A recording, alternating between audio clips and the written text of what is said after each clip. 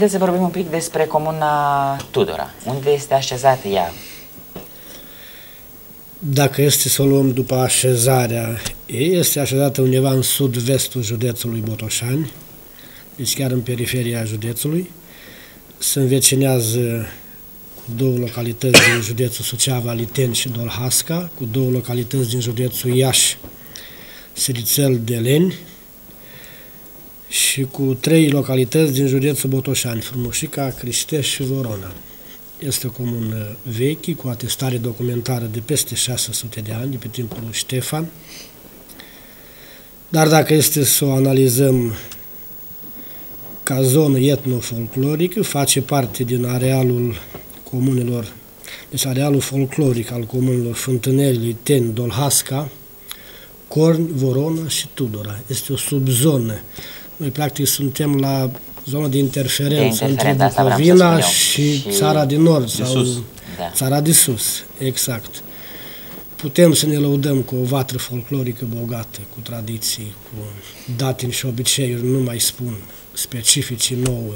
Tot am vorbit despre obiceiuri. Haideți să vorbim un pic despre câteva obiceiuri din comuna Tudora. Ce v-aș putea spune despre obiceiurile de iarnă, jocul de căluț, jocul de uși. Specific comunei Tudora. Sigur, sigur, de peste 70 de ani, căiuțe de la Tudora au luat premii.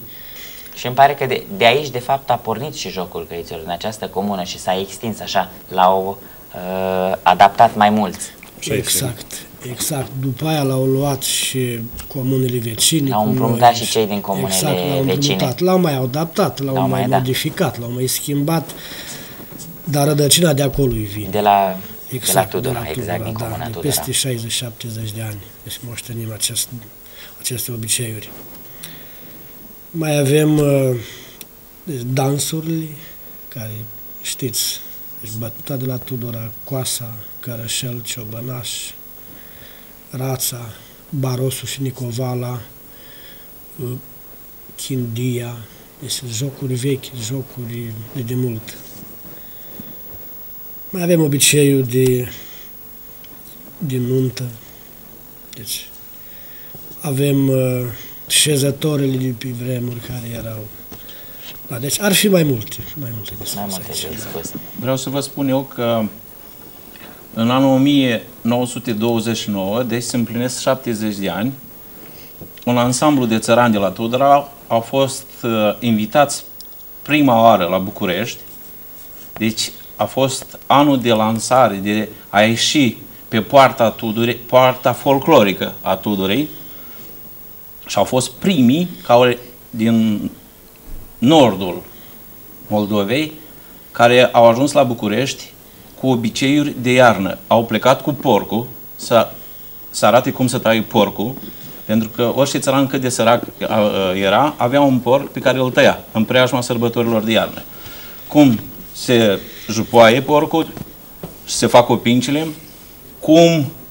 de unde ajunge așa zisa beșică din capul ursarului, din mațele porcului se umflau și se făceau măștile populare care se puneau în cap și simbolizând creierul.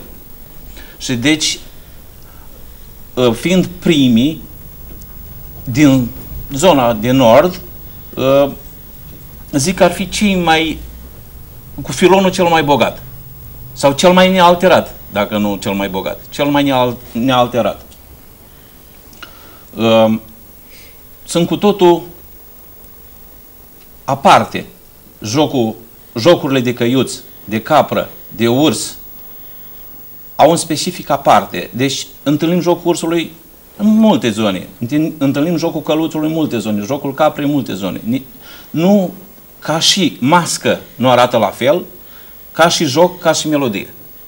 Total diferite. Total diferite. Au particularități deosebite.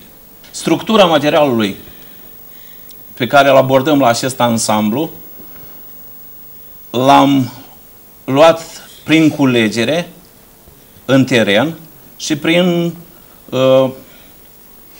citirea cărților de specialitate. Și aș vrea aici câteva din mers să enumăr. Pe Vasile Ungureanu cu Pe sub poale de pădure, Tudor Afile, rupte dintr-o monografie folclorică, Tiberiu Crudu, de pe la noi și a fost odată și cum s-a măritat Măriuca Mândiței, Vasile și Silvia Andreescu, Teatru Popular și Jocuri de Căiuți din județul Botoșani, Teodor Vasilescu și Sever Tita, folclor coreografic românesc, Aurelian Ciornei, Jocuri bucovinene și personal Mihai Chilărescu, revista de cultură Țara de Sus, condusă de domnul Gelu Dorian.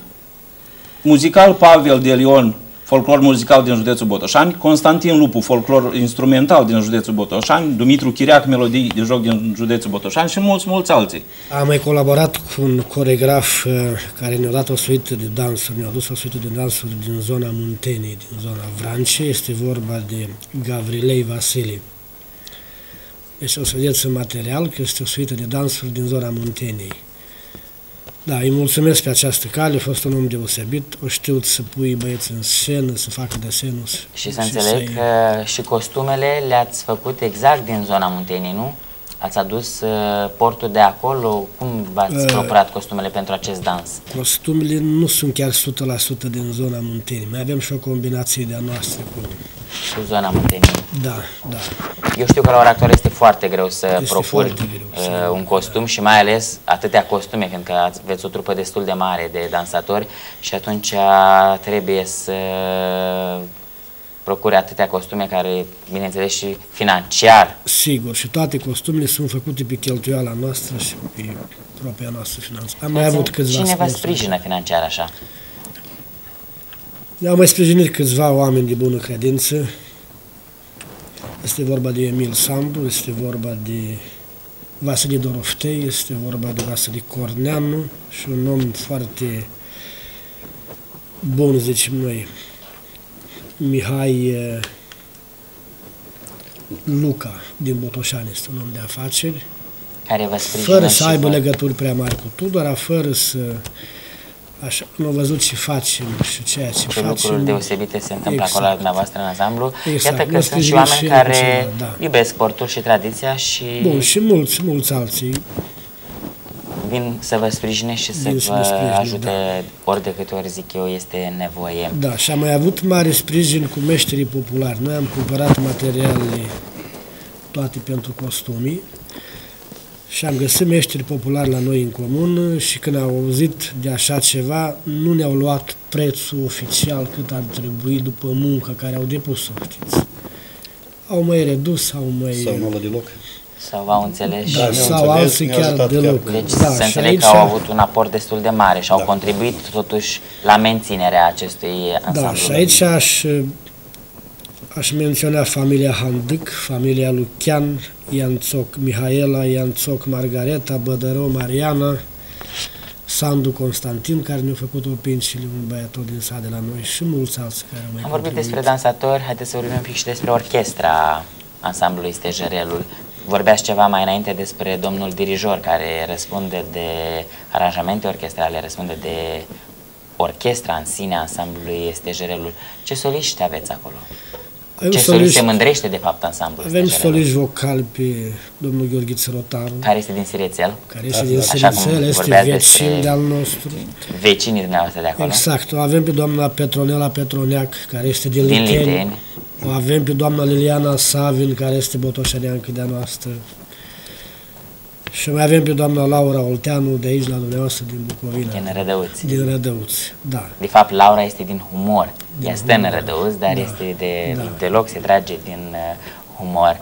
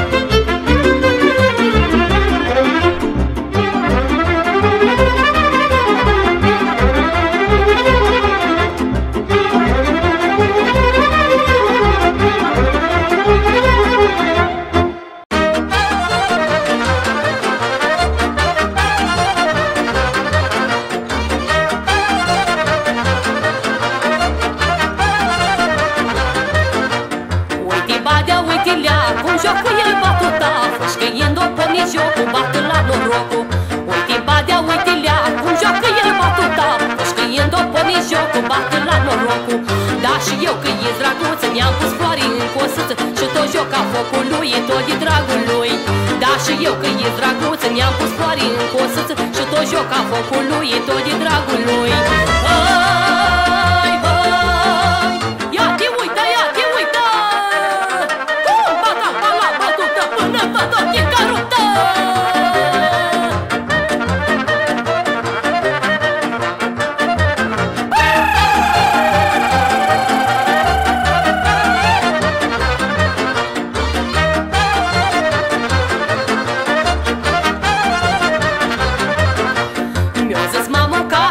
Să nu dau la joc navală și să măr mai așezată la strânsură sat. Mi-a zis mamă ca sară să nu dau la joc navală și să măr mai așezată la strânsură sat. Dar eu știi cum ți-i focul, eu te-am venit la jocul ca să știu aici cu voie mai costică măi. Dar eu știi cum ți-i focul, eu te-am venit la jocul ca să știu aici cu voie mai costică măi. Hai, hai, eu ești pișoră tata, că nu figura cu iată pentru strigătură-i tata.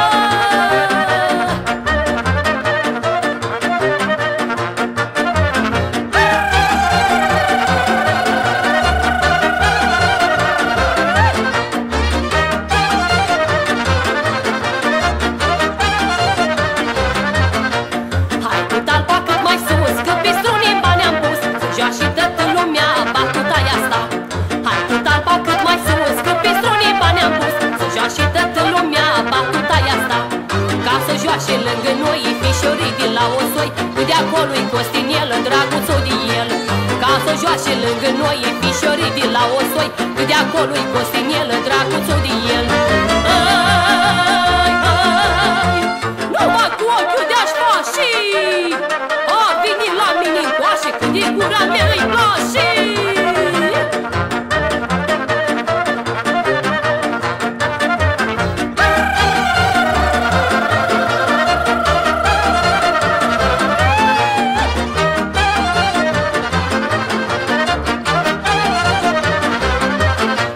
Ia uitați-vă cum joc, tatu cam coasă cu joc, mamucanță să suman, pierde mai eran. Ia uitați-vă cum joc, tatu cam coasă cu joc, mamucanță să suman, pierde mai eran. Ca așa-s eu cum nu-s prea multe și m-ați tare de frunte, că ești dragă și nu-i rău la costican eu. Ca așa-s eu cum nu-s prea multe și m-ați tare de frunte, că ești dragă și nu-i rău la costican eu. Hai, hai, frunză pierde trei mușcate, să trăiesc cu sănătate, ca juca până s-o noaptat.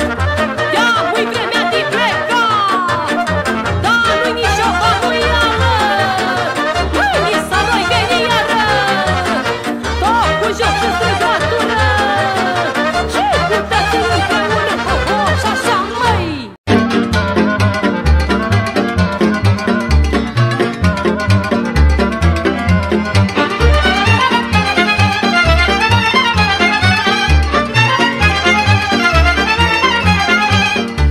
Cât stând pe munte sus, mai șobanii măi, atât află că-i s-o dus, mai șobanii măi, cu oile la barat, mai șobanii măi, și-o rămas mândrele în sat, mai șobanii măi, o rămas mândrele în sat, mai șobanii măi, cu dur greu și cu oftat, mai șobanii măi, stau mândrele toată vara, și privesc prin munte sara. Iar șopenii vor veni, când iarba s-o îngălbeni. Dar eu nu îi aștepta, măi șobanii măi, până bruma ochii ca, măi șobanii măi, mă-i duc și pe ocarai, măi șobanii măi, să aduc la oieță sari, măi șobanii măi, să nu deie boala nele, măi șobanii măi, că s-o ieță din nerele, măi șobanii măi, și mă tem că o stârchi, lapte n-or mai sloboză, iar bădița-i șobanaș, a rămâni fără caș. banașul eu, pitinitu-i saruta și banașul eu, oile se bască ghini și banașul meu, tu să le pazăși cu mine și banașul meu, să nu dei lupiama și banașul meu, amândoi le-om ține seama și banașul meu. Și e vara cât de lungă, numai sarea să ne ajungă, cât la oi am să duc sari, și dorul are scapare și banașul meu, măi.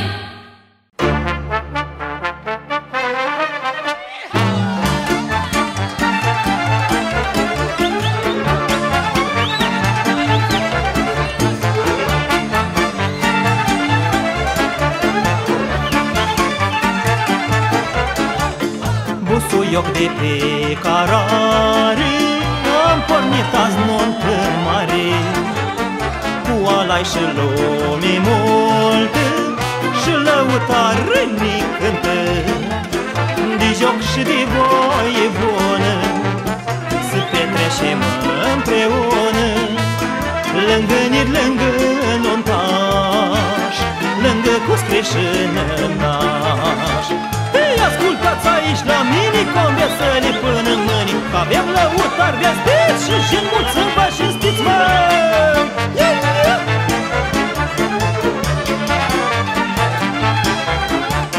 Soacra nică-i supărată, o rămas în gură în poartă, n-are și să o mai ajute, și până acasă-i frământe.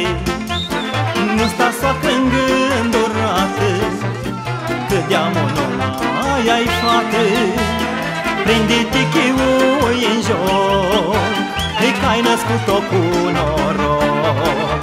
Decât s-o luat-o fișor bun, gospodar și om chiabur, și-o avea vitea din casă, omul și frumos la masă.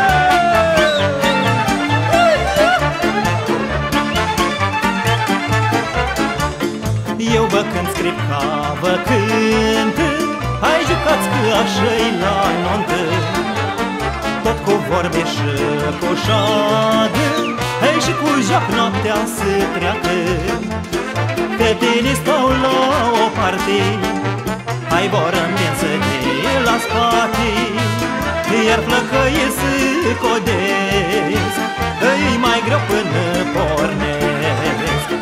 Bate doba, bate așa, doar nu bați în chealea ta, bate doba mai vârtos, când prin față, când prin dos,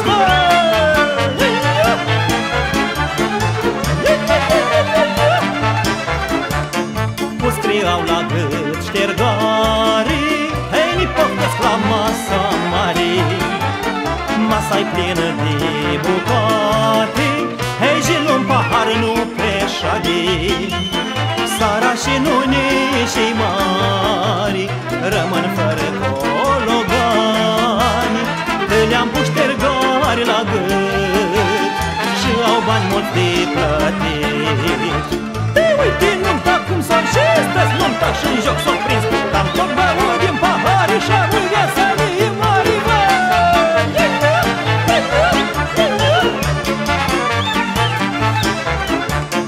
și nu-i bun mâncarea-i bună, hai și muzica-i pe măsură, și de-atâta voie bună am mai stau o săptămână. Dai prea mult atâta vreme, hai ne-om porni și o mergi, că noi ne-am petrecut, hei, și-o trecut noaptea de mult. Hei, Doamne ajută și-o-i vine la anul de mă-ți pofti, și-am să vin cu bucurie să vă cânta cum a trăit.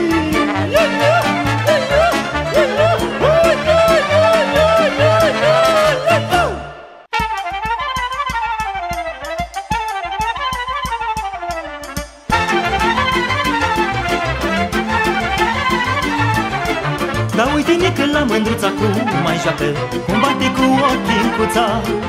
Hai, da și tu nu mai sta nicu la ei, hai ține hangul nu tita. Învârtiți amândoi jocuri roate, să vă vadă lumea toată, Eu în braț îmi strânge-o tare, Nicolae, îi fură-i câte o sărutare. Da, și stai nică ca butucul, hai da-n bătătură, hei tot amu, și-mi vârte-o pe mândra. Dar nu vezi cum îți joacă fata, te-ți flăcăi roată. Și mai stai, bădiță Nicolai, asta mândră-i haină tare și frumoasă ca o floare. Când râde și când trăiești, pită-ți neînnebunești. Ui, și așa-i parcă cu păcat, când nu stă la sărutat, măi, ia ca așa.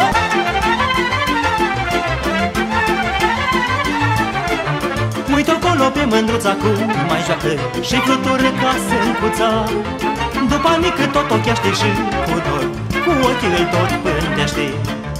Uite-o că e îmbujorată, Nicolae, de tine așteaptă jucată.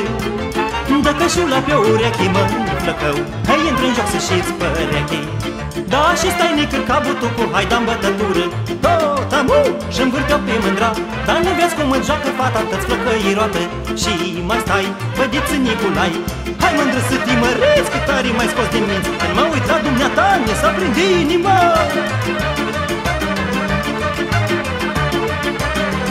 Ui, așa arde și mocneaști, ca te-o dorit îi măreaști, măi, ia ca așa.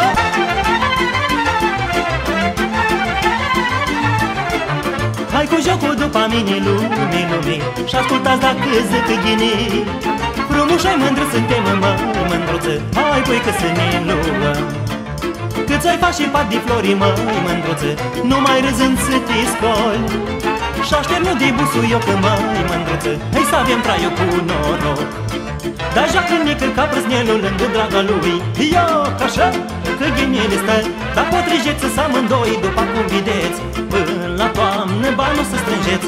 Că și te-ești pe fața lor și în ochia dragostitor. Și cât îți de potrijeți, până în toamnă slobodiți, măi. Și sănătate și bănos, că destul i v-ați scusați, măi, ia ca așa, că și jocul se găte. Dar nu te mai vede, și așa, ia ca așa.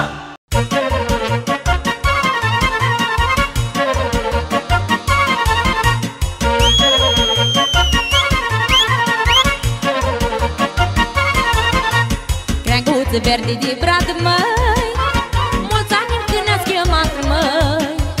Creanguță verde de brad, măi, mulți ani când ne-ați chemat, măi. Mulți ani când ne poftiți, măi, cu noi să vă veseliți, măi.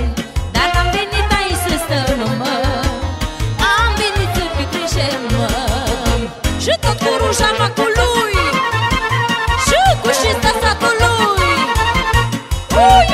Hai da hai! Sara cu barbatul meu, măi, toată lumea o să scrie rău, măi. Sara cu barbatul meu, măi, toată lumea o să scrie rău, măi. Numai eu am să scrie bun, măi, fac și fânul la Crăciun, măi. O tava la bobotează și fac și capul pe gheață. Joacă-mă, bate Ioanii, nu te molă și de foame. Și la o coajă de malai să mă ajungi vreo 4 ani, mă. Barbatul din inima ține, dă-și în mâță, dă-și în mine. Barbatul din inima ține, dă-și în mâță, dă-și în mine. Mă îmbracă în suman, măi, și mă sărut odată în an, măi. Mă îmbracă în suman, măi, mă sărut odată în an, măi. Oi, săracul bărbatul meu, e și el, dar meu și eu, mă. Oi, dacă din paharii meu, atâtea și merge eu, mă. Bărbatul meu într-o vreme o prestare amatemi. Barbatul meu într-o vreme o prestare amatemi. De copașii și un roșu, măi, de barbață și frumos.